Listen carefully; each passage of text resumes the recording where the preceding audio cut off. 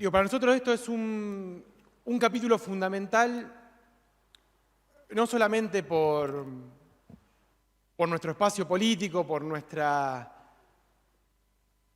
historias, por nuestros trayectos militantes, sino que también toma mayor importancia en el contexto histórico en el que estamos reformando esta Constitución. Yo lo dije en la primera sesión, se lo dije al gobernador. El contexto histórico donde se realizan las reformas tiene una implicancia en el resultado final de la Constitución, donde es fundamental la actitud que tomen los reformadores. Y ese día decía que la actual Constitución de Santa Fe tenía un contexto histórico que eran las vísperas de un golpe de Estado y que los reformadores intentaron, por eso, dejar en la Constitución la mayor cantidad de derechos consagrados, de herramientas para que nuestra gente pueda defenderse de la tiranía del poder. Qué mal nos hubiese ido como provincia si la actitud de esos reformadores hubiese sido la actitud de algunos reformadores actuales que nos invitan a conformarnos con lo poco que tenemos y con lo mal que vivimos. Y acá no se trata de ser realistas o ser utópicos. Se trata de no resignarnos a vivir así de mal. Y el contexto en el que hoy estamos reformando esta Constitución no es la amenaza de un golpe de Estado, pero sí es una democracia debilitada. Debilitada porque muchas veces hay otros factores que tienen más poder que los poderes legalmente constituidos y amenazada en su base de legitimidad. Nosotros que estamos acá, este palacio, las instituciones de justicia tienen un único lugar de legitimidad que es el pueblo, que con su voto elige y le imprime a esas instituciones su carácter legal y legítimo para impartir justicia, para tomar decisiones. Ahora, el contexto histórico en el que vivimos es que la mitad de la población no está participando de esas elecciones donde se le inviste de poder y legitimidad a nuestras instituciones. Entonces, nuestras instituciones no están siendo legítimas. Y que por ende, le decía al gobernador, hay dos actitudes con las que pueden venir los legisladores, independientemente del origen partidario o ideológico, a esta convención. Los que vienen acá a profundizar esa crisis de la democracia, a profundizar esa crisis de representación, solamente hablando de los problemas de los políticos, y que el resultado después de estos 60 días de debate sea que el gobernador consiguió su reelección, y aquellos, en donde me incluyo, pero no soy el único, ni el único espacio, que queremos que después de estos 60 días hayamos hecho un aporte a solidificar la democracia, a hacerla más legítima y a poder vincular a la política con la ciudadanía. Y en ese punto, este capítulo específico de los mecanismos de participación ciudadana son para nosotros fundamentales. Y también tienen un carácter integral en nuestro proyecto de Constitución. Aparecen en este punto específico, pero aparecen a lo largo de todo el texto constitucional. Donde tenemos un concepto fundamental, que es que esta Constitución logre dar vuelta a la pirámide del poder. Nosotros en nuestro país, en nuestra provincia, en nuestras ciudades, estamos acostumbrados a una forma de ejercicio del poder, del Estado y del gobierno, donde es una pirámide donde muy poquita gente, arriba y lejos, toma las decisiones por los muchos que estamos abajo. Esa manera de tomar las decisiones es la que está en crisis y es la que hace que la mitad de la ciudadanía no esté yendo a votar. Porque esas decisiones sobre nuestra vida cotidiana se toman lejos, se toman entre poquillos y generalmente se toman mal. Porque no se conoce la realidad de nuestras ciudades, de nuestros pueblos, porque no se tienen en cuenta los intereses de las mayorías, sino que termina primando los intereses de esa minoría. Para dar vuelta la pirámide del poder, para cambiar esa concepción y esa cultura política enraizada en nuestras instituciones de gobierno, pero también en muchísimos espacios políticos, creo que lo que primero tenemos que hacer es empezar a escuchar a esa ciudadanía y generar esas instancias de participación, entendiendo que hay un profundo cambio social y donde la legitimidad que se nos otorga a través del voto también es muy fluida, también es muy dinámica y hay que refrendarla todos los días. Cualquier gobierno que piense que porque gana una elección tiene 4 años de un cheque en blanco se equivoca. Y son sobrados los casos en nuestra historia que demuestran eso. La legitimidad de los gobiernos en este momento hay que refrendarla todos los días en cada acción de gobierno. Y hoy no tenemos herramientas concretas para esa legitimación. De hecho, cuesta mucho, por suerte esta convención ha adaptado el concepto de audiencia pública para escuchar a la convención, pero hoy no son muchos los instrumentos democráticos que tenemos para que ese contralor y esa legitimidad cotidiana se ejerza. Hay algunos institutos que incluso la propia ley lo propone, como la revocatoria de mandato y el referéndum revocatorio, que son fundamentales.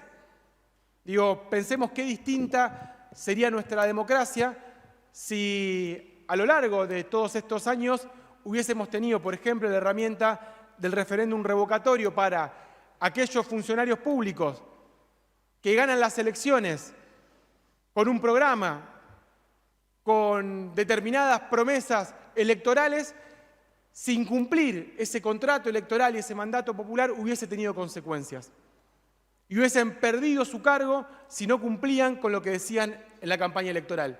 Yo creo que tendríamos una democracia muy distinta, pero lamentablemente ese instituto no lo teníamos. Bueno, incorporarlo en la Constitución de la provincia de Santa Fe y que decir una cosa en campaña y hacer otra durante el gobierno tenga un costo real, que es perder ese mandato, yo les aseguro que la política de ahora en más va a pensar 2 veces, no solamente lo que hace cuando gobierna, sino fundamentalmente lo que promete cuando está en campaña.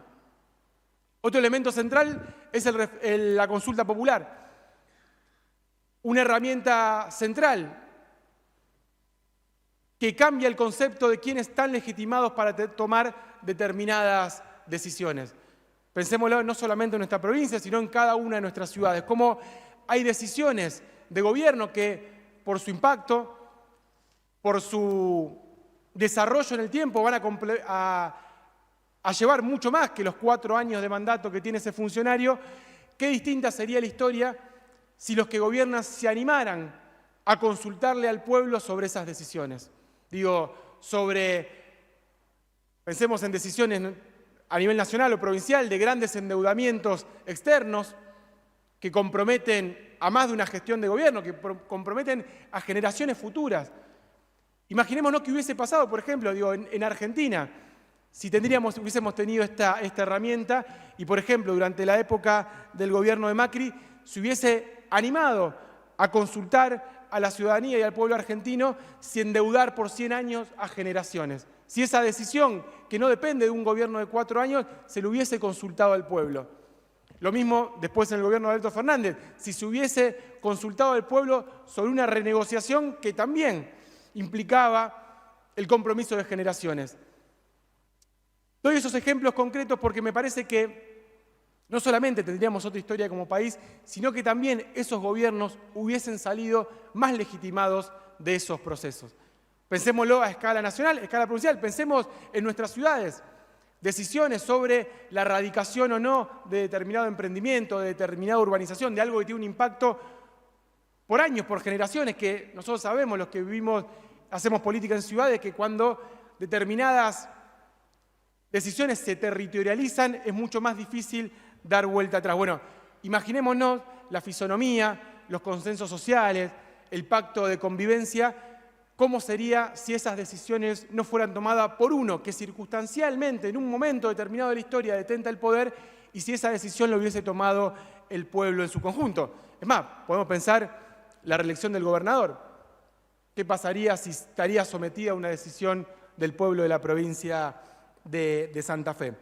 Yo creo que esas decisiones y esos institutos hay que animarse a incorporarlos, no hay que no hay que tenerle miedo a darle poder a la gente. Yo creo que un poder más descentralizado, un poder más distribuido, no solamente es un poder mejor que le hace mejor a nuestra gente, sino que también hace que el ejercicio de ese poder para los que gobiernan sea también mucho más sano. Todas estas ideas que enumeraba mi compañera en torno a la idea de un poder ciudadano. Nosotros teníamos una idea quizás más ambiciosa, que de haber sido esta una reforma más amplia de la Constitución la hubiésemos podido plasmar, que era directamente constituir al poder ciudadano como un cuarto poder. Digo, así como existe el poder legislativo, el poder ejecutivo y el poder judicial, poner un cuarto poder que sea el poder ciudadano, que tenga ese nivel de importancia en el equilibrio de los poderes de la democracia, para imaginar una ingeniería del poder diferente, porque si estos poderes están en crisis, nos tenemos que animar a imaginar nuevas formas y nuevas arquitecturas. Yo creo que perdemos una oportunidad si la reforma de la Constitución se resigna solamente a administrar mejor los poderes existentes, que muchas veces son más parte del problema que de la solución, y no nos animamos a pensar nuevas ingenierías de poder.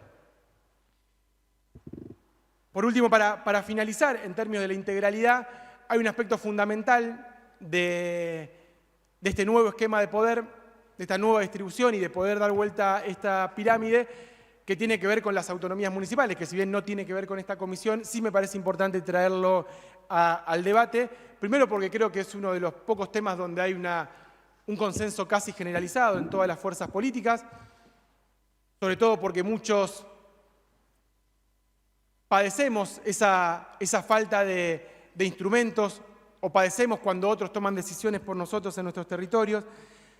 Este proyecto de Más para Santa Fe tiene una fuerte impronta municipalista, porque queremos expresar, hacer carne en el texto constitucional este principio de nuestro espacio, que es poder construir un proyecto político y un poder que sea de abajo hacia arriba y de la periferia al centro, que no es un simple eslogan de campaña o una bandera política, sino que es una profunda convicción de que a esta democracia debilitada, que a esta democracia hackeada, que a esta democracia con falta de legitimidad, las vamos a salvar desde abajo. Que no podemos esperar que esto se resuelva desde arriba, que no se va a hacer con ninguna ley, que no se va a hacer con ninguna orden, solamente si logramos ese poder diferente de abajo hacia arriba vamos a poder hacerlo. Y dar vuelta a esa pirámide, el municipalismo de abajo hacia arriba, tiene que ver nada más y nada menos que con llevar el poder ahí donde tienen impacto las decisiones que toman otros. Llevar poder de decisión, llevar recursos a nuestros pueblos, a nuestras ciudades, a nuestros vecinos. Esa idea de que el poder no se concentre arriba, sino que se distribuya abajo, es el eje estructurante de nuestro proyecto político. Creo que si nos animamos a que esta Constitución le dé más poder a la gente, no solamente va a ser una mejor Constitución, no solamente vamos a haber hecho un aporte a saldar esta distancia que hay entre la política y la gente, sino que aquellos que ejercemos circunstancialmente, momentáneamente, lugares de poder, vamos a transitarlo de mejor manera, con más legitimidad, con mayor capacidad de poder transformador, porque creo que si algo han mostrado estos pequeños momentos, estos pequeños atisbos de participación ciudadana que abrimos con las audiencias públicas y con las reuniones, es que es mentira que falte gente con ideas y con ganas de participar. Lo que falta son políticos que no le tengan miedo a abrir las instituciones, el poder y el gobierno a la gente. Nosotros aspiramos a que esta Constitución deje un poder más abierto, más transparente, más diseminado, porque vamos a tener mejores instituciones y por ende una sociedad mucho más justa. Gracias, Presidenta.